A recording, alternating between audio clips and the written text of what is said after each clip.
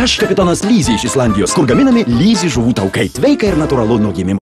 Laidą pristato vaistažolių produktai Neuro. Dirbk, miegok, gyvenk ramiai.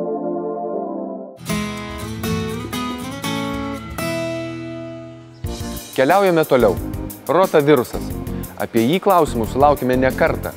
Tuos, kurių namuose šis nelauktas svečias apsilankė, ko gero nukrečia šiurpas ir neprisiminti nesinori. Būtent dėl to padariau viską, kad šis svečias būtų išprašytas kuo greičiau. Ar teisingai pasielgiau ir ką apie tai mano specialistai? Dėmesio į ekranus.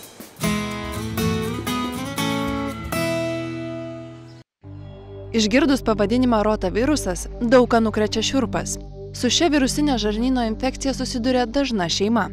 Netrukus susipažinsime su dviem mamomis, kurios pasidalys su šia liga susijusia savo patirtimi.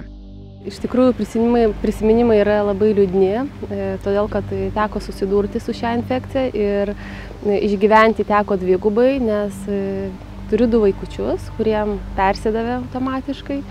Tai nenoriu net ir prisiminti ir pagalvoti, nes tikrai teko išgyventi.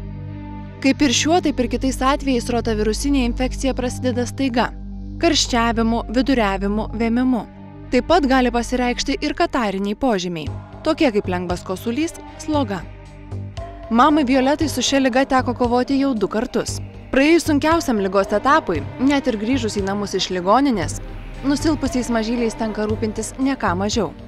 Jeigu galėčiau laiką atsukti atgal, imčiausi tokios priemonės, kaip skiepyčiau vaikus nuo rotavirusinės infekcijos ir manau, kad išvengtume to ir nereikėtų patirti tokio streso, ką patyrėme prieš tai. Kuo mažesnis vaikas, tuo greičiau netenka skysčių ir elektrolitų. Kartais užtenka net 2 valandų nuo ligos pradžios, o tokiam vaikui jau reikalinga labai skubi pagalba. Kūdikiui pakanka prarasti nepilną stiklinę vandens.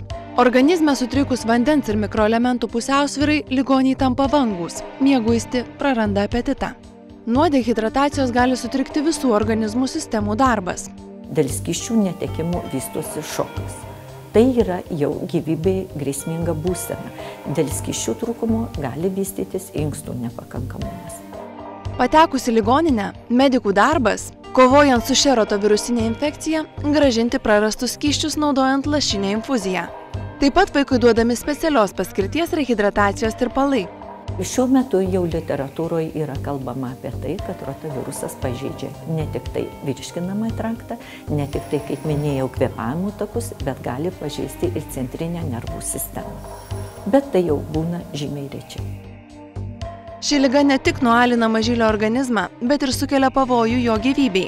Tai sunkus emocinis išbandymas visai šeimai, kartais besibaigianti savigrauža, kad rotaviruso ar jo sukeliamų komplikacijų buvo galima išvengti. Vis tik pasitaiko tėvelių manančių, kad persirgus šią ligą imunitetas įgyjamas natūraliai, tačiau jis trumpalaikis.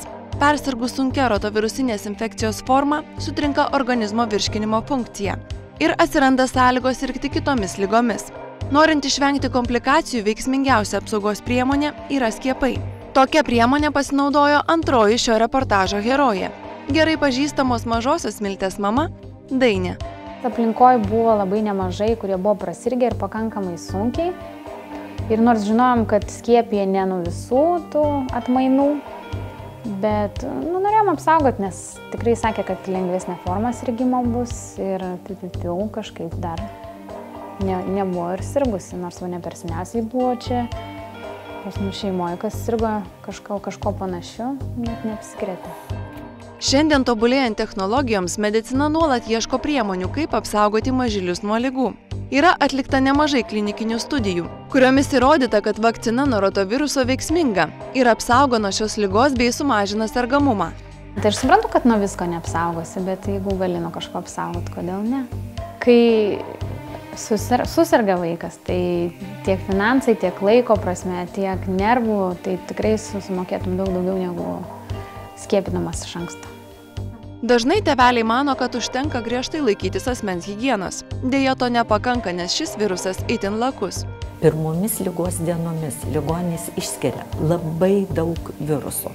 Jeigu vaizdžiai pasakius, tai tiek išskiria virusų, kad užtektų užpildyti visą patalpą, visą kambarį.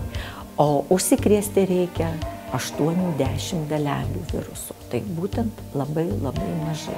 Ir nebūtinai reikia bendrauti su ligoniu tiesiogiai, bet net ir su jo asmens daiktais, su aplinkos daiktais, tais pačiais ir galima užsikrėsti tiek šeimoje, tiek kolektyve, tiek ligoninėje. Kiekviena mama turi teisingai įvertinti, ar pritarti plintančiai madai atsisakyti skiepų. Rotavirusas ypač grėsmingas mažyliams iki 3 metų. Šiuo metu tėveliai gali pasirinkti 2 gamintojų geriamas vakcinas. Priklausomai nuo pasirinktos vakcinos skiepijama 2 arba 3 etapais. Skiepyti galima kūdikis nuo 6 savaičių. Kol kas valstybė negali sumokėti ir kompensuoti visų naujausių skiepų. Todėl tėvai mažylių apsaugą turi pasirūpinti patys.